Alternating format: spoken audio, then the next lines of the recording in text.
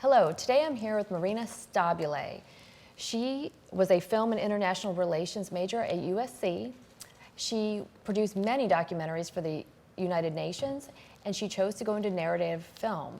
Today she is here to talk about a documentary about a real-life Brazilian hero. Thank you so much for being here today. Thank you for having me. What was your motivation for making this film, and tell us a little bit about the film. Absolutely. The film is called The Ambassador. We're currently making that.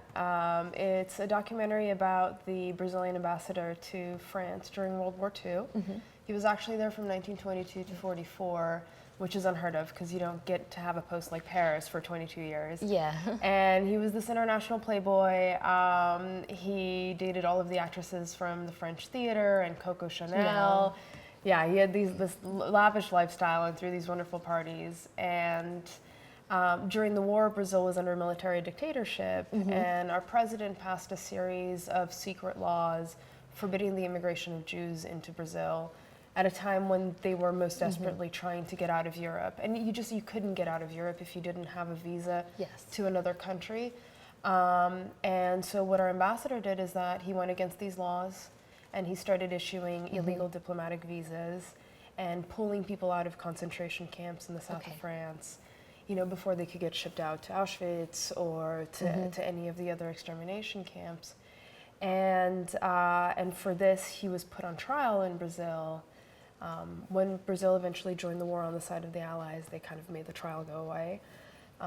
But he was arrested by the Germans. He eventually got out, and but because this was such an embarrassment to our president, he kind of went about erasing him from the history books. So this is someone who saved hundreds of people and risked his life, but who's been completely erased. And as soon as I heard the story, a friend of mine mentioned in passing at a party that there was a Brazilian Schindler, and I was like, wait a minute, what? Like, what do you mean?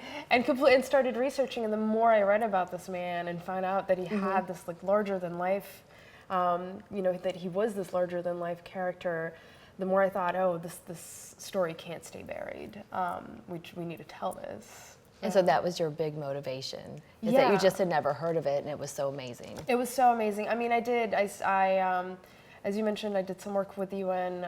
I started doing a lot of work with refugees and on issues of child labor since I was a kid. And so I always wanted to tell stories that had a social conscience to it.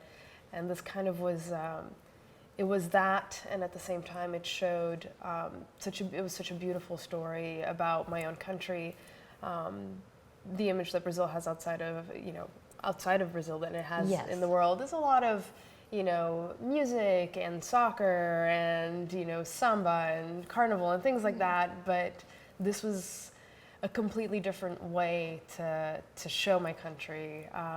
So there was just a lot of that tied into wanting to tell the story too. What would you say would be the most challenging aspect of making this? Was there any obstacle you encountered? Oh, there's a lot of obstacles we encountered. It's not the prettiest obstacle, but financing is always the hardest part of making a documentary. We've been lucky in some aspects, but we're still working on getting the rest of it. We've shot a lot of this in Brazil, and then we still have interviews that we need to do in Europe, and so we're still working on our budget. And so so far that's been the biggest challenge. And then another challenge, but it's a fun one, has been tracking people down. You know, just like going through public records and trying to see how you find these people 60, 70 years on. What would you say was your most gratifying aspect of making this film?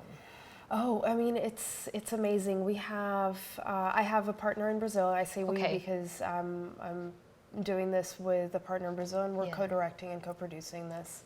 And he's done incredible work doing research and putting this together. We're also lucky to have a history professor that is the only person that's ever written a book about this man that is on board with us as a consultant.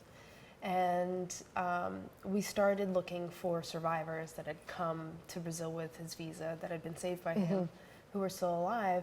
And we were able to find quite a few of them, and they're all, you know, aged 85 to 95. And some of them had never told their stories, and because they knew that these visas were illegal. So when they first arrived, they kept it a secret because they were afraid they'd be sent back, and you know, just something that you end up keeping quiet because there's always a fear there, and then time passes. And to have these survivors tell these stories. I'd really like to thank you for being here today. And when is your film going to be released? Thank you so much for having me here. We're still working on it. We're planning on having it released early next year. Okay. And so we're hoping we'll all be ready by then.